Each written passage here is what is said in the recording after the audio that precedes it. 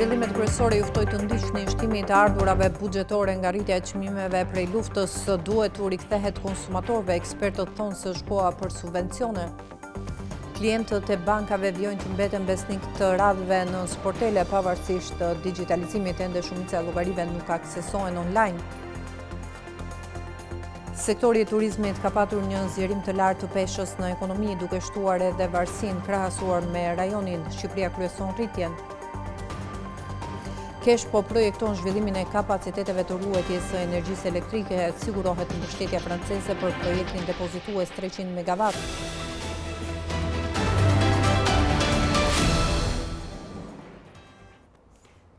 Zonja dhe zotrin, ju përshëndes, do t'jemi bashkë në këtë edicion informativ për t'ju njohur me zhvillimet ekonomike të ditës. Tensionet në lindjen e mesme kanë prodhuar një efekt të zinxhir shtrenjtimi edhe në ekonominë shqiptare. Për ekspertët, rritja e çmimeve që bie në kurrizë të konsumatorit fundor nxjerr të fituar edhe qeverinë që mbledh më shumë të ardhura nga taksat. Mbi këtë argument, ata kërkojnë që ekzekutivi ta lehtësojë qytetarin qoftë me subvencione apo edhe me ndërhyrje në taksa. Tensionet në rritje në lindjen e mesme po japin efekte të parazinxhir dhe në ekonominë shqiptare, duke u reflektuar kryesisht te çmimet e hidrokarbureve. Për te paqëndrueshmërisë në tregje, kjo situatë po krijon një panoramë të qartë të fituesve dhe humbësve në terma afat shkurtër. Eksperti ekonomist Eduard Gjokuta i vëren se në këtë fazë të parë, qeveria përfiton nga rritja e mbledhjes së taksave. Po unë do të thosha që kjo situatë aktuale e krahasuar në retro me periudhat të ngjashme krijon një farë paradoksi fiskal dhe ekonomik. Ka në terma afat shkurtër apo në periudha disa mujore, qeveria natyrisht që dele fituar për arsye të përfitueshmërisë së tatimeve dhe taksave indirekte dhe atyre çfarë ajo merr në formë tarifash. Jo vetëm nga karburantet, por përgjithësi nga shtrenjtimi i çmimeve që përhapet në gjithë ekonominë në periudha afatmesme. Nga ana tjetër, goditja më e fortë bie mbi sektorët që varen drejt për drejt nga logjistika dhe energjia, transporti i mallrave dhe udhëtarëve, por edhe industria e bujqësia, po shohin një rritje të kostove të prodhimit, çka pritet të transferohet te konsumatori final.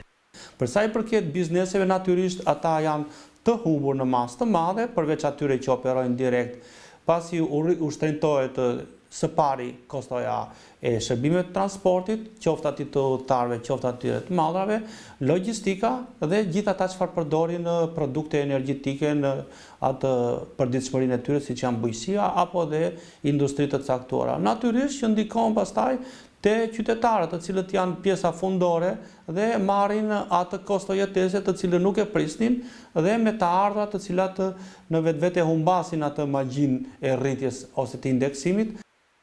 Në fund të këtij cikli, Gjokuta e vlerëson se përgjegjësia i mbetet sërish te ekzekutivi, i cili duhet të ndërhyjë përmes subvencioneve për të mbrojtur shtresat më vulnerabël nga vala e re e shtrenjtimit, që po diktohet nga zhvillimet gjeopolitike globale. Rreth 53% e llogarive bankare vjojnë të mos aksesohen online, që tregon se shumë qytetarë ende preferojnë mënyrën tradicionale të shërbimeve bankare. Megjithatë, përdorimi i bankingut online po rritet me shpejtësi, pasi numri i llogarive të aksesueshme në internet u rrit me 44% përgjatë vitit 2025. Vetëm 47% e llogarive bankare në Shqipëri aksesohen edhe përmes internetit nga aplikacionet ose faqet online të bankave. Pavarësisht se shumë shqiptarë po kryejnë veprime bankare nga telefoni në rehatin e shtëpisë apo punës së tyre, sërish numri i llogarive bankare të cilat aksesohen vetëm me praninë fizike të personit në sportelin e bankës vijon të mbizotrojë ndaj llogarive të cilat kontrollohen nga telefoni. E thënë ndryshe, rreth 53% e llogarive bankare të shqiptarëve nuk aksesohen fare nga interneti, që nuk kupton se shumë qytetarë vjojnë të mos heqin dorë nga kryerja e transaksioneve në mënyrë tradicionale apo marrja e shërbimeve të tjera bankare nga sportelet fizike të tyre. Në momentin e hapjes së një llogarie, të gjitha bankat i sugjerojnë klientit që të shkarkojnë aplikacionin e tyre, i cili do t'i ofrojë mundësinë e kontrollit të balancës së llogarisë, të shikojë urdhër pagesat periodike, gjendjen e kartave të debitit dhe kreditit, kredit konsumatore dhe ato për shtëpi, pra mbetje që duhen paguar, datat e pagesave, shuma e kësteve, detajet e depozitës me afat ose hapja një depozite të re, pagesën e kartës së kreditit apo shlyerjen e kësteve të kredis, transferta midis llogarive personale, transferta në çdo llogari, në çdo bank brenda dhe jashtë Shqipërisë, pagesat e faturave të telefonit, OSHS dhe UKT-s.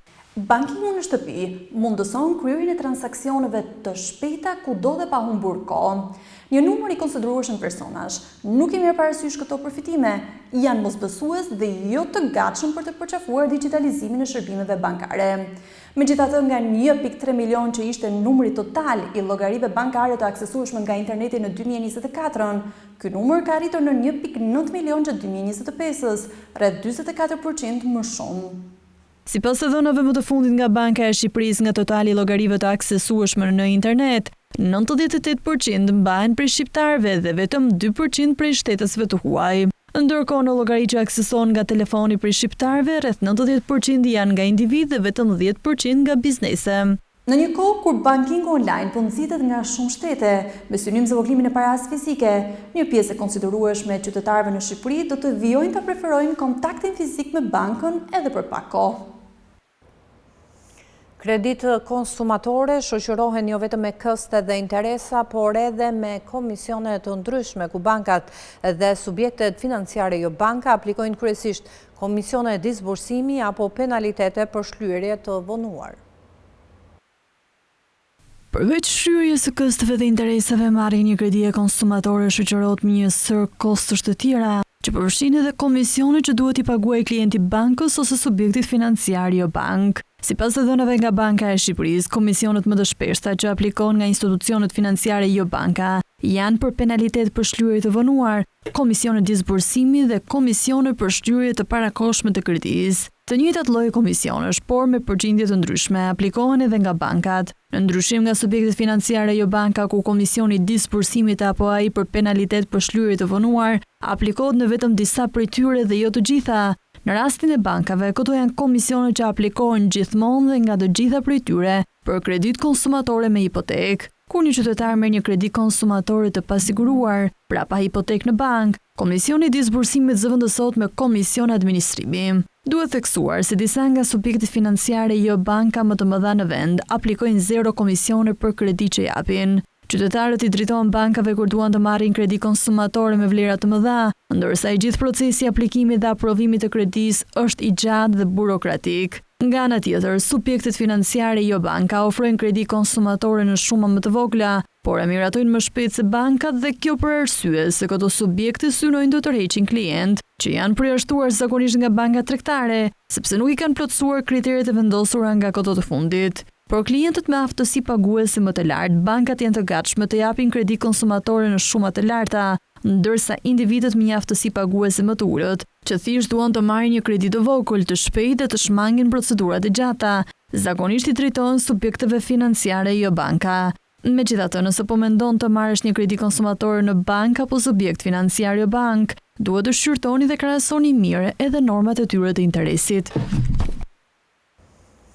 Sektori i turizmit është kthyer në më të rëndësishmin për ekonominë e vendit, por kjo përveç miliardave që sjell në ekonomi ka shtuar edhe varësinë e lartë prej tij. Raportet tregojnë se Shqipëria rënditet në vendin e 16 në botë për varësinë nga turizmi.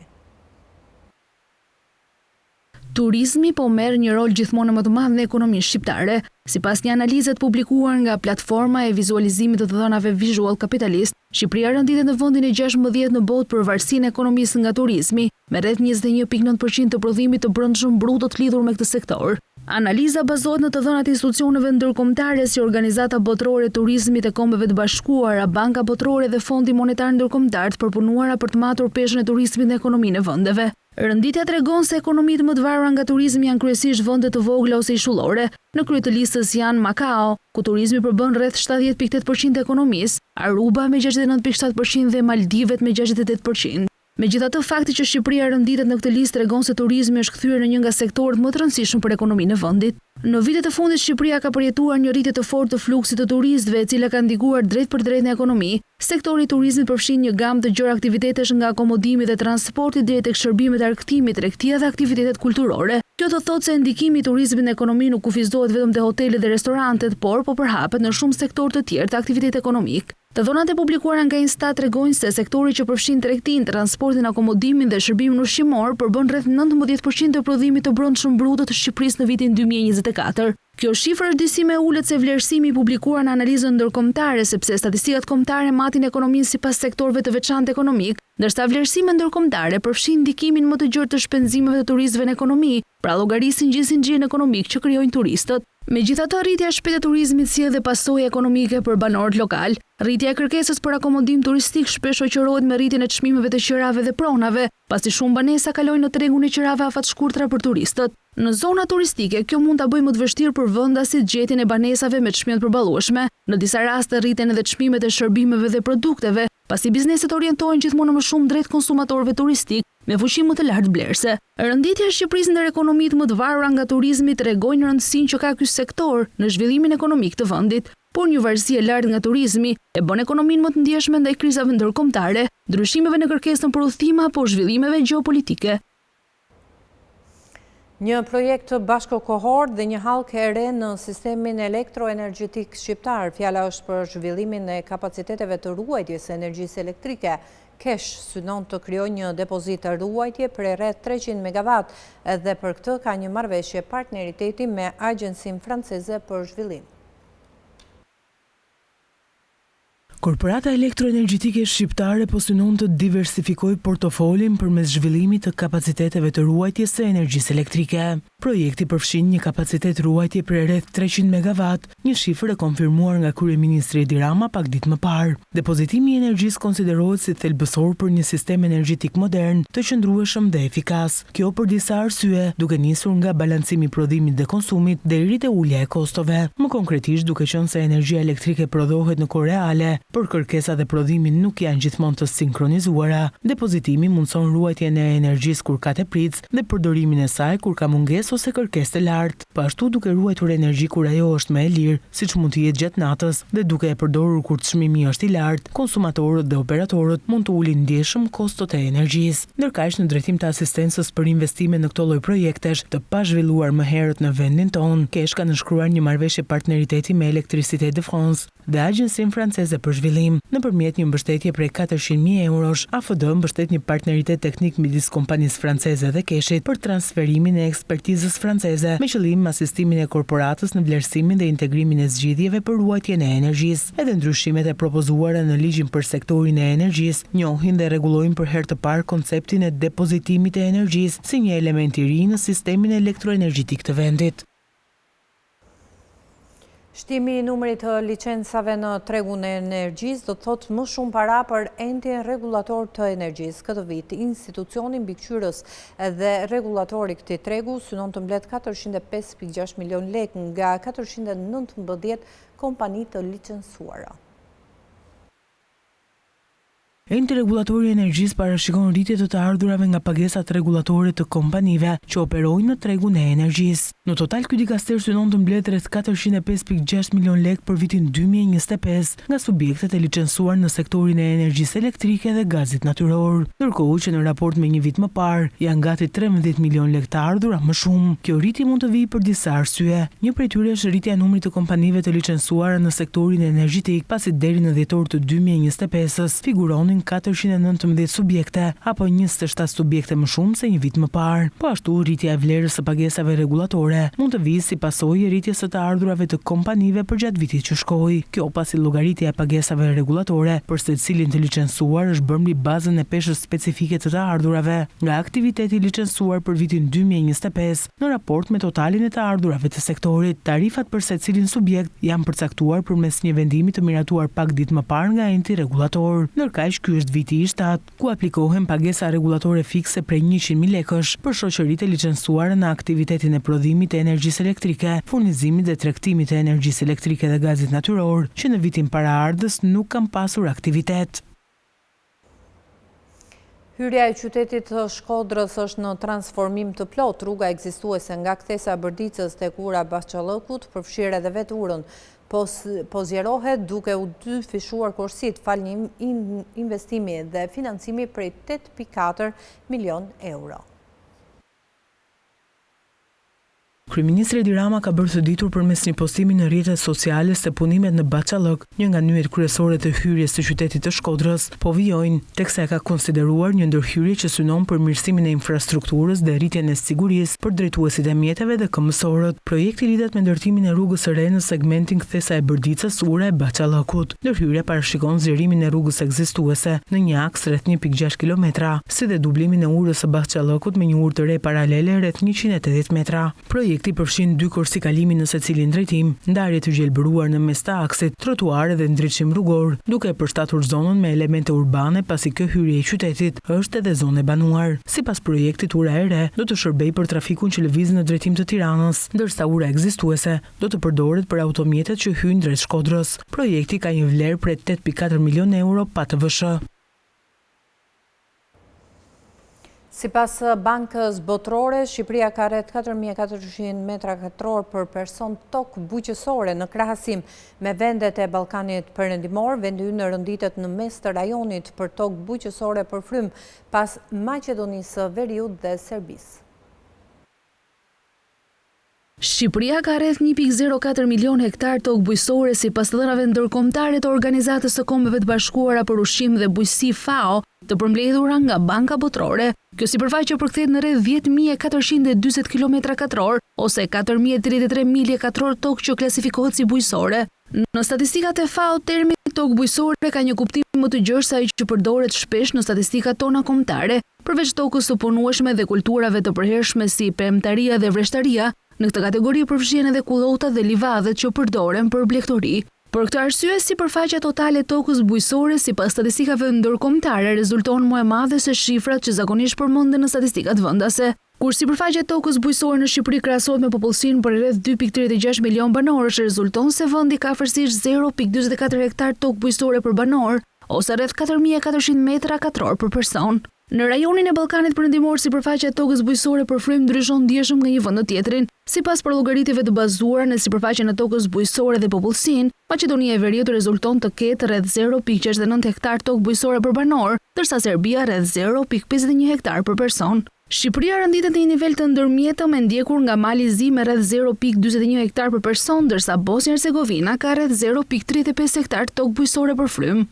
Në rënditje kryeson Australia me diferencë të madhe pasi ka sipërfaqe shumë të gjerë kullotash dhe vetëm rreth 26 milion banor. Pastaj rënditen vende si Rusia, Brazili dhe Shtetet e Bashkuara të Amerikës, të cilat gjithashtu kanë territore të mëdha bujqësore në raport me popullsinë. Në të kundërt, edhe pse Kina kryeson botën për sipërfaqe totale të tokës bujqësore, kur kjo sipërfaqe ndahet me mbi 1.4 miliard banor, toka bujqësore për frym rezulton dukshëm e ulët. Flotës së automjeteve në rrugët e vendit janë paksuar 1.761 njësi që regjistrimi nga Drejtoria e Përgjithshme e Shërbimeve të Transportit Rrugor pritet të ketë ndikim për mbrojtjen e mjedisit, por edhe për rritjen e sigurisë në rrugë. Drejtoria e Përgjithshme e Shërbimeve të Transportit Rrugor bën të ditur se gjatë muajve janar dhe shkurt të vitit 2026 është rritur numri i automjeteve të vjetra që janë regjistruar nga qarkullimi. Sipas të dhënave zyrtare, në këtë periudhë janë regjistruar gjithsej 1.761 mjete me moshë mesatare për 22 vitesh, ndërsa është shënuar një rritje prej 32.5% krahasuar me të njëjtën periudhë të vitit 2025. Që regjistrimi i mjeteve të amortizuar është një hap i rëndësishëm jo vetëm për mbrojtjen e mjedisit, por edhe për rritjen e sigurisë në rrugë. Automjetet e vjetra shpesh kanë standarde më të ulta sigurie dhe ndikojnë më shumë në ndotjen e ajrit, ndaj largimi i tyre nga qarkullimi ndihmon në përmirësimin e cilësisë së jetesës dhe në uljen e rrezikut të aksidenteve. Ndërkohë, kontrolli teknik i automjeteve mbetet një nga elementet më të rëndësishëm për sigurinë në rrugë. Sipas të dhënave nga Drejtoria e Përgjithshme e Shërbimeve të Transportit Rrugor, gjatë 2 muajve të parë të vitit janar-shkurt 2026, një numër i konsiderueshëm prej 16.301 nuk kanë arritur të kalojnë kontrollin teknik. Për shkak të problemeve që lidhen me sistemin e shkarkimit të gazrave, mangësi vizuale dhe funksionale, sistemi i drejtimit dhe amortizimit, si dhe problemeve që lidhen me sistemin e frenimit. Nga ana tjetër, individët kanë mundësinë të kryen procedurat përmes platformës e-Albania, ku mund të rezervojnë online takimin për shërbimin e nevojshëm. Drejtoria e përgjithshme e shërbimeve të transportit rrugor u bën thirrje drejtuesve të automjeteve që të kontrollojnë rregullisht dokumentacionin dhe gjendjen teknike të mjetit që posedojnë, në mënyrë që automjeti të jetë gjithmonë i sigurt dhe gati për qarkullim në rrugë. Tregu i punës është sfida më e madhe për të ardhmen e të rinjve edhe në Shqipëri. Gjenerata Z po përballet me sfida të ngjashme që kanë edhe të rinjtë e rajonit ku futen punësimi, pavarësia financiare dhe arsimimi.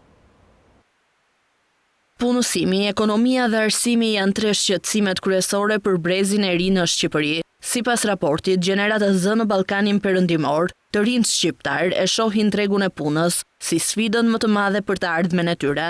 Rreth 43% e tyre thonë se shqetësimi kryesor është gjetja e një pune, ndërsa 41% rendisin situatën ekonomike dhe 36% arsimimin. Raporti, i cili analizon mbi 6.000 të rinj në 6 vende të Ballkanit Perëndimor, tregon gjithashtu se pavarësia financiare mbetet një objektiv i vështirë për t'u arritur. Shumica e të rinjve në rajon nuk jetojnë të pavarur, 65.5% e tyre jetojnë me prindrit ose familjar të tjerë, ndërsa vetëm një pjesë e vogël marrin shtëpi me qira ose kanë një apartament të tyre. Kjo lidhet drejt për drejt me realitetin ekonomik që përjetojnë. Pjesa më e madhe të rinjve deklarojnë se kanë mjaftueshëm të ardhura për nevojat bazë, por jo për shpenzime të mëdha. 34.9% e të rinjve kanë para për ushqim dhe veshje, por jo për blerje të shtrenjta, ndërsa vetëm rreth 1/5 e të rinjve thonë se mund të përballojnë çdo gjë që u nevojitet. Megjithatë, pavarësisht këtyre vështirësive ekonomike, shumica e të rinjve mbeten optimist për jetën dhe të ardhmen. Një jetë e mirë, sipas tyre, nënkupton një punë të mirë, stabilitet financiar dhe marrëdhënie të forta familjare. Çështja e punësimit paraqitet si një paradoks i tregut në rajon, ndërkohë që ka vende pune dhe në disa sektore dhe mungesë fuqie punëtore, shumë të rinj mbeten të papunë ose nuk ndihen të përgatitur për tregun e punës për shkak të një sistemi arsimor që nuk i pajis me aftësitë të nevojshme. Për më tepër, të rinjt perceptojnë se mundësitë e mira të punësimit shpesh ndikohen nga korrupsioni, lidhjet politike dhe mungesa e meritokracisë, ndërsa shumë nga punët që ofrohen nuk sigurojnë paga apo perspektivë reale për përmirësim ekonomik. Megjithatë, për një pjesë të madhe, rruga drejt stabilitetit mund të kalojë edhe përmes emigracionit. Raporti tregon se 38.9% e të rinjve në rajon kanë menduar të largohen jashtë vendit për punë, ndërsa 27% për studime. Megjithatë, shumica shprehen se do të preferonin të ndërtonin jetën në vendin e tyre, nëse kushtet ekonomike do të përmirësoheshin. Nga ana tjetër, punësimi me kohë të pjesshme shënoi rënje gjatë vitit 2025, duke zbritur nga 13.1% në fillim të vitit në 8.2% në fund të tij. Kjo formë punësimi mbetet më e përhapur tek të rinjtë dhe gratë, ndërsa tek burrat dhe grupmosha 25 deri në 54 vjeç paraqitet në nivele më të ulta. Punësimi me kohë të pjesshme është një nga format të punësimit që ka marrë gjithnjë më shumë rëndësi në vitet e fundit, duke u parë shpesh si një alternativë fleksibël për individët që nuk mund të angazhohen me orar të plotë. Megjithatë, të dhënat për vitin 2025 tregojnë se pesha e këtij lloji punësimi ka ardhur në rënje gjatë vitit, veçanërisht në muajt e fundit. Sipas të dhënave nga Instat për popullsinë në moshën aktive të punës në fillim të vitit 2025, kishte 13.1% të punësuar me kohë të pjesshme ndaj të punësuarve me pak gjithsej. Gjatë tremujorit të dytë u vure një ulje e lehtë, ku kjo përqindje zbriti në 12.6%. Rënja vijoi edhe në tremujorin e tretë, ku punësimi me kohë të pjesshme arriti në 11.8%, ndërsa tendenca zbritëse u bë edhe më e dukshme në fund të vitit, kur ky tregues ra ndjeshëm në 8.2% duke shënuar nivelin më të ulët gjatë gjithë vitit. Të dhënat tregojnë gjithashtu dallime të dukshme gjinore në këtë formë punësimi. Burrat rezultojnë me një përqindje më të ulët të punësimit me kohë të pjesshme, ndërsa për gratë ky fenomen është më i përhapur. Gjatë vitit 2025 për meshkujt niveli më i lartë u regjistrua në fillimin e vitit,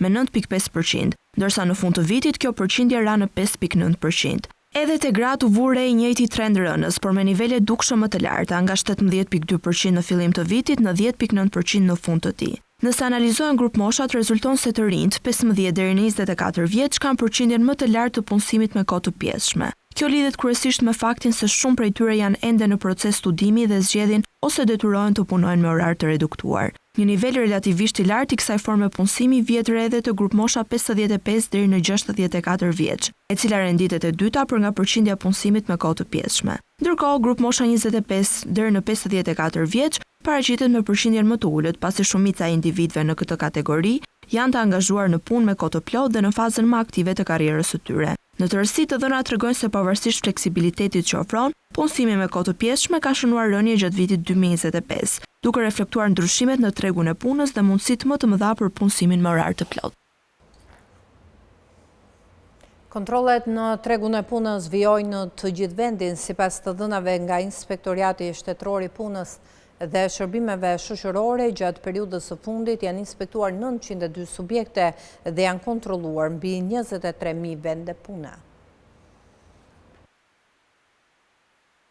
Kontrollet në tregun e punës vijojnë me qëllim garantimin e respektimit të legjislacionit dhe përmirësimin e kushteve të punës për punonjësit, referuar të dhënave të publikuara për muajin mars nga Inspektorati Shtetëror i Punës dhe Shërbimeve Shoqërore. Gjatë periudhës së fundit janë inspektuar 902 subjekte, ndërsa kontrollet kanë përfshirë në total 23.043 vende pune në të gjithë vendin. Autoritetet bëjnë të ditur se përveç kontrolleve të zakonshme, janë zhvilluar edhe 136 inspektime këshilluese, të cilat synojnë të ndihmojnë bizneset në zbatimin e legjislacionit të punës, si dhe në përmirësimin e standardeve të sigurisë dhe shëndetit në punë. Nga inspektimet e kryera janë konstatuar një sër shkeljesh për të cilat janë vendosur 668 masa administrative ndaj subjekteve që nuk kanë respektuar detyrimet ligjore. Këto masa lidhen kryesisht me mos respektimin e kushteve të sigurisë në punë, dokumentacionin e marrëdhënieve të punës apo detyrimet të tjera që rrjedhin nga legjislacioni përkatës. Ndërkohë, institucioni ka trajtuar edhe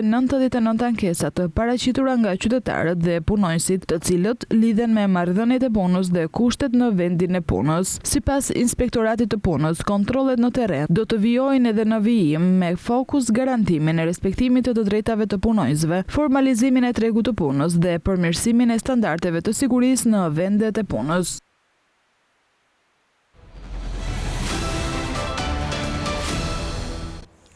Blokada në kuvendin e Kosovës është një krizë politike me kosto të lartë edhe për finansat e vendit. Bllokimi i punës nga gjykata kushtetuese po vën në rrezik ratifikimin e marrëveshjeve të IPAS me Bergh dhe Bankën e Investimeve. Fjala është për rreth 120 milion euro.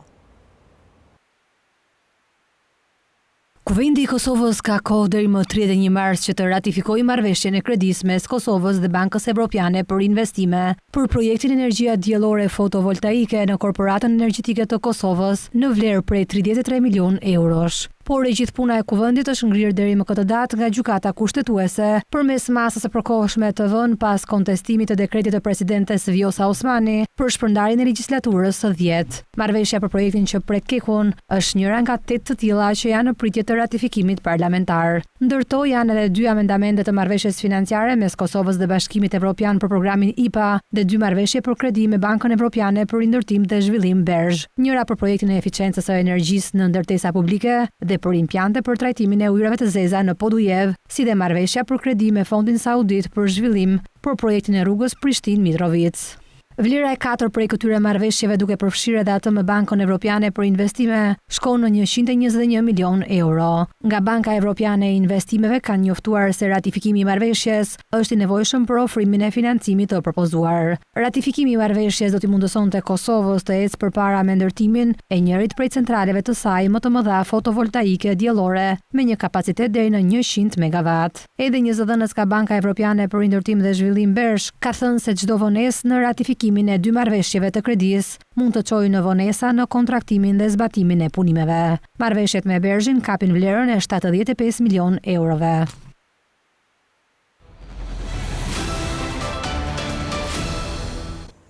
Në të ndalemi me zhvillimet nga bota, drejtuesit e lartë të kompanive të naftës në lindjen e mesme paralajmërojnë se duhet më shumë se sa thjesht garancitë e Shteteve të Bashkuara të Amerikës për kalimin në ngushticën e Hormuzit. Kriza ka ekspozuar dobësinë në mbrojtjen e sistemit global energjetik, i cili tashmë duket se është në duart e Iranit. Kur kompania së të bashkuara janë afër fitores në luftën që po përshkallëzohet me shpejtësi, por Irani është akmarrë ndaj sulmeve të SBA Izrael ndaj tij, duke qelluar me dronë dhe raketa anijet në ngushticën e Hormuzit, duke ndërprerë rrjedhën e furnizimit global me naftë dhe gaz të lëngshëm. Drejtuesit e lartë të kompanive në lindjen e mesme dhe kolegët e tyre perëndimor paralajmërojnë se do duhet më shumë se sa thjesht garancitë e SBA-s për sigurinë për të rinisur trafikun detar. Kriza ka eksportuar dobësinë në mbrojtjen e sistemit energjetik, tha një këshilltar i energjisë. Rikthimi në normalitet do të zgjasë me muaj dhe Presidenti Amerikan Donald Trump po synon ngritjen e një koalicioni vendesh që do të ndihmojë në rihapjen e ngushticës së Hormuzit. Ai tha se janë kontaktuar tashmë 7 vende, por nuk i identifikoi ato. Ndërkohë, Japonia dhe Australia kanë dhënë përgjigje negative për këtë ndërhyrje.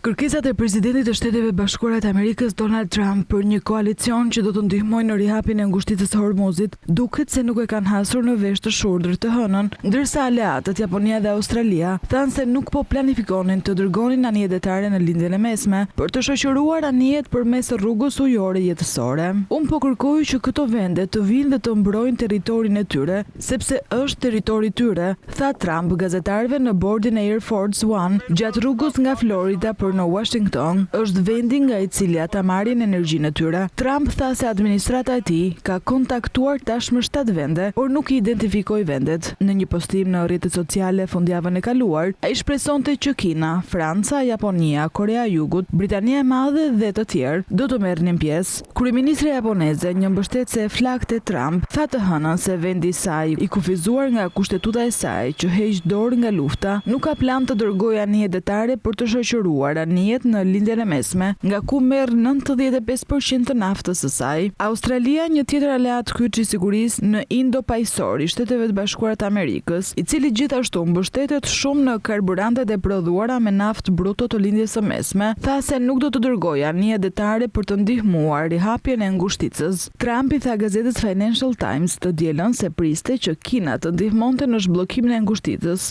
përpara takimit të tij të planifikuar me presidentin kinez në Pekin në fund të këtij muaji dhe mund ta shtynte udhëtimin e tij nëse Kina nuk ofronte ndihmë. Ministria e Jashtme kineze nuk ju përgjigj këtij qëndrimi të Trump, ndërsa Trump gjithashtu rriti presionin mbi aleatët evropian për të ndihmuar në mbrojtjen e ngushticës, duke paralajmëruar se NATO përballet me një të ardhme shumë të keqe nëse antarët e saj nuk i vinë në ndihmë Washingtonit. Ngushtica e Hormuzit nuk është lufta jonë dhe as e NATO-s. Me këtë reagim, Gjermania dhe Britania e Madhe i kanë dalë kundër kërkesës së bërë nga presidenti amerikan Donald Trump që NATO të përfshihet në ruajtjen e ngushticës së Hormuzit. Kërkesës së presidentit amerikan Trump që NATO të përfshihet në ruajtjen e ngushticës së Hormuzit, Britania dhe Gjermania janë përgjigjur negativisht. Një zëdhënës i kancelarit gjerman Friedrich Merz tha se lufta në linjën e mesme, e cila filloi me sulmet SBA Izrael ndaj Iranit, nuk ka të bëjë fare me NATO-n dhe nuk është një luftë e NATO-s. NATO është një aleancë për mbrojtje territoriale dhe në situatën aktuale nuk ka mandat për vendosjen e NATO-s, tha Stefan Cornelius në një konferencë të rregullt për shtyp. Në të njëjtën kohë, ministri i jashtëm gjerman Johan van de Vol tha se Gjermania nuk beson se NATO ka rol në adresimin e blokadës së ngushticës së Hormuzit. Nuk e shoh NATO-n të ketë marrë ndonjë vendim në këtë drejtim ose të jetë në gjendje të marrë përgjegjësinë për ngushticën e Hormuzit. Nëse do të ishte kështu, atëherë organet e NATO-s do ta trajtonin atë në përputhje me rrethanat, tha ministri i jashtëm gjerman. Ai kërkoi gjithashtu më shumë informacion nga SBA-ja dhe Izraeli në lidhje me rrjedhën e ardhshme të luftës kundër Iranit. Para së gjithash do të jetë e rëndësishme që SBA-t dhe Izraeli të sqarojnë se kur i konsiderojnë objektivat ushtarake të operacionit të tyre të arritura. Ne kemi nevojë për më shumë qartësi për këtë, tha ai. Nga ana e tij, kryeministri britanik Starmer tha në deklarata se plani për rihapjen e ngushticës nuk është një mision i NATO-s. Do të doja të isha i qartë, nuk do të jetë dhe nuk ka qenë kurrë i menduar të jetë një mision i NATO-s. Duhet të jetë një aleancë partnerësh dhe kjo është arsyeja pse po punojmë me partnerë si në Evropë, ashtu edhe në Gjirin Persik, edhe me SBA-n. Është e rëndësishme që ta vazhdojmë këtë. Nuk është e thjeshtë, sqaroi kryeministri britanik. Më parë, presidenti i SBA-s Donald Trump shtoi presionin mbi aleatët evropian për të ndihmuar në mbrojtjen e ngushticës dhe i paralajmëroi se NATO-ja përballet me një të ardhme shumë të keqe nëse antarët e saj nuk e ndihmojnë Washingtonin. Bashkimi Evropian pritet t'i japë përgjigje pozitive kërkesës bërë nga presidenti Donald Trump për mbështetje në ngushticën e Hormuzit. 27 ministrat e jashtëm të Bashkimit Evropian pritet të marrin një vendim në takimin që do të mbahet në Bruksel, ndërkohë që krye diplomatja e BE-s Kallas tha se do të propozoj që misioni detar evropian të siguroj aksesin në ngushticë.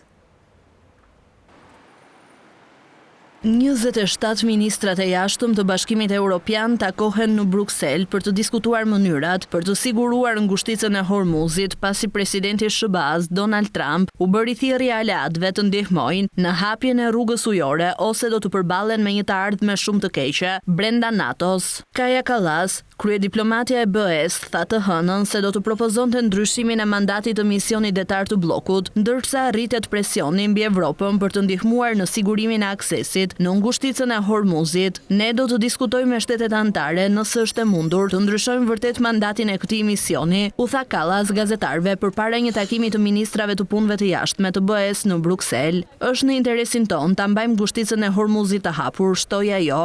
Ministrat po mblidhen në Bruksel për të diskutuar se si duhet i përgjigjet Evropa ndikimit të luftës me Iranin, e cila ka shkaktuar atë që analistët e përshkruajnë si ndërprerjen më të madhe të furnizimeve globale me naftë në histori dhe ka çuar çmimet e naftës mbi $100 për fuqi.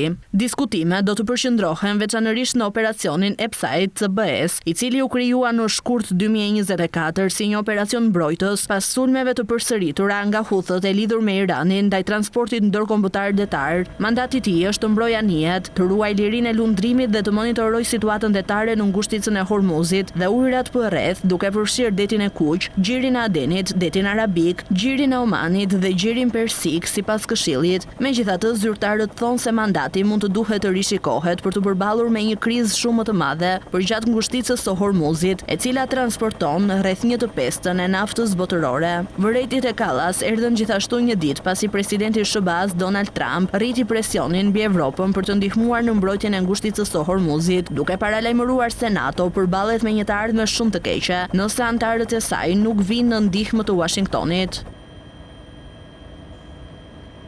Për ne, si teknologjia ashtu edhe financimi janë të rëndësishme. Deklarata i takon presidentit Ukrainas Zelenski, i cili ka reaguar pasi Kievi dërgoi specialist në rajon. Fjala është edhe për mjete dhe dronë të lirë që bllokojnë dhe asgjësojnë dronët iranian në rajon.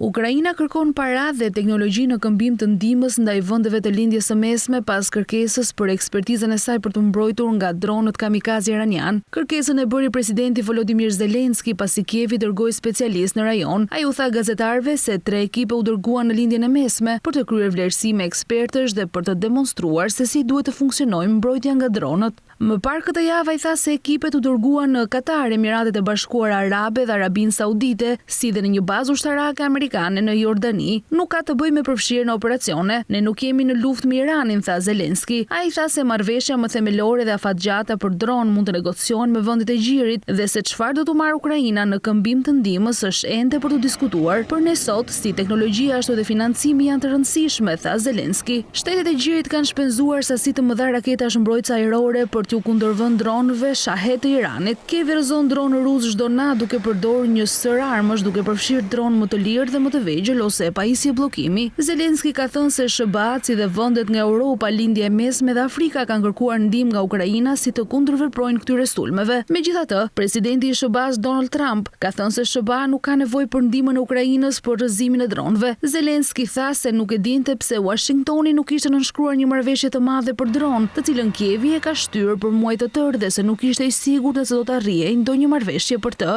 Doja të nënshkruaj një marrëveshje me vlerë rreth 35 deri në $50 miliard, tha ai. A gjithashtu kritikoi disa kompani ukrainase dhe qeveri të huaja të cilat nuk i përmendet emrat, të cilat tha se kishin kërkuar të bënin marrëveshje për pajisje kundër dronëve pa miratimin e Kievit.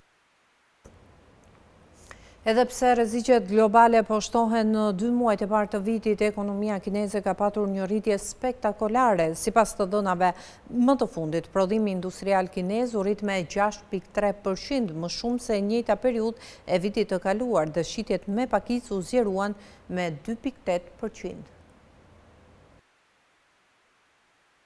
Ekonomia e Kinës e nisi vitin me një bazë më të fortë rritjeje. Prodhimi i fabrikave u përshpejtua, shitjet me pakicë dhe investimet u rimëkëmbën në janar shkurt, duke ofruar një lehtësim të hershëm për politikë bërësit. Por ndërkohë lufta SBA Izrael me Iranin po sjell pasiguri të reja për rritjen. Për këtë shkak, analistët paralajmëruan për rrezikët e reja par nga perspektiva dhe tensioni gjeopolitik, veçanërisht vendosja globale në tregti dhe tregjet e energjisë. Gjithsesi, në 2 mujorin e parë të vitit, Kina njohu rritje të eksporteve të nxitura nga kërkesa e shtuar për teknologji të lidhura me inteligjencën artificiale, e cila gjithashtu nxiti prodhimin. Prodhimi industrial kinez u rrit me 6.3% më shumë se njëjta periudhë e vitit të kaluar, treguan të dhënat e Byros Kombëtare të Statistikave. Shitjet me pakicë, një matës i konsumit u rritën me 2.8%, duke u përshpejtuar nga ritmi prej 0.9% në dhjetor, duke shënuar fitimin e tyre më të madh që nga tetori i vitit të kaluar. Rritja e fortë u nxit pjesërisht nga festat më të gjata të vitit të ri hënor në vend në shkurt. Festimet ndihmuan në rritjen e shpenzimeve totale të turizmit me pothuajse 19%, krahasuar me të njëjtën periudhë festive të vitit të kaluar. Kina kombinon publikimet e të dhënave të janarit dhe shkurtit për të zbutur shtrëmbërimet nga festat e fundvitit, të cilat mund të bien në secilin muaj. Të dhënat e hënës dha një tjetër shenjë inkurajuese për politikë bërësit, pasi një rritje e papritur e investimeve ja lehtësoi disi sfidën e një rënjeje të zgjatur në sektorin kritik të pronave. Investimet në asetet fikse, të cilat përfshin investimet në prona dhe infrastrukturë, u zgjeruan me 1.8% në 2 muajt e parë të këtij viti. Investimet në infrastrukturë u dhohoqën rimëkëmbjen, duke u rritur me 11.4%, ndërsa mbështetja e politikave, duke përfshirë një mjet të ri financimi nga bankat për të financuar projektet kyçe, filloi të hyjë në fuqi. Gjithsesi, shkalla e papunësisë në të gjithë vendin bazuar në anketa u rrit në 5.3% në 2 muajt e parë nga 5.1% që ishte në dhjetor. Analistët thonë se Kina përballet me sfida të rëndësishme, ndërsa përpiqet të nxjisë një rritje të qëndrueshme afatgjatë.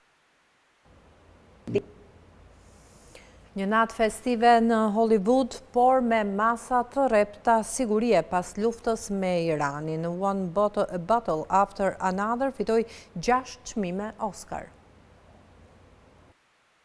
The Oscar goes to One Battle After Another. Thrilleri komik One Battle After Another fitoi çmimin për filmin më të mirë në ceremoninë e ndarjes së çmimeve Oscar, duke kryesuar një seri prej 6 trofesh të dhëna të dielën, kur Hollywood ndau çmimet kryesore të kinematografisë. Rrëfimi i pazakontë i rezistencës politike ja mori fitoren historisë së vampirëve, Sinners. Le të pim nga një martini. Kjo është mjaft e mrekullueshme, tha regjizori Paul Thomas Anderson në sken, pasi filmi i tij One Battle u shpall fituesi i çmimit kryesor prodhuar nga Warner Bros. Në film luan Leonardo DiCaprio në rolin e një revolucionari. Më pas Anderson kishte 11 nominime në karrierën e tij për çmimin Oscar dhe asnjë fitore. Përveç çmimit për filmin më të mirë, ai fitoi çmimin për regjisorin më të mirë dhe skenarin më të mirë. E shkrova këtë film që fëmijët e mi të kërkojnë falje për rrëmujën që lam në këtë tokë, tha Anderson. Sean Penn, i cili luan rolin e një oficeri ushtarak të fiksuar në filmin One Battle, u shpall aktori më i mirë në rol dytësor. Ishte Oscari i tretë për Penn, i cili siç bën shpesh mungoi në ceremoninë e ndarjes së çmimeve të industrisë së filmit. Aktoreja irlandeze Jessie Buckley mori çmimin e parë për aktoren më të mirë për interpretimin e gruas së William Shakespeare, Agnes Hathaway, në filmin Hamlet, një histori që tregon se si çifti përballon vdekjen e djalit të tyre 11 vjeçar. Festimi madhështor gala më ekstravagant i Hollywoodit u zhvillua ndërsa SBA-t i shpallnin luftë Iranit. Siguria ishte e rreptë brenda dhe përreth ceremonisë, pasi një paralajmërim federal për kërcënim të mundshëm iranian kundër Kalifornisë. Festimet maskuan shqetësimet në biznesin e filmit lidhur me vendet ku po xhirohen filmat, ndërsa studiot kërkojnë lehtësime tatimore dhe kostot më të ulta për të mundësuar prodhimin. Vet Warner Bros, fituesi më i madh i natës me 11 çmime Oscar, është në proces shitjeje të Paramount Skydance, një marrëveshje që zvoglon numrin e distributorëve kryesor të filmave. Një grup mbikëqyrës i medias Free Press shpërndau një tabelë reklamuese lëvizse nëpër Hollywood në fundjavë, duke shprehur kundërshtimin për këtë shit.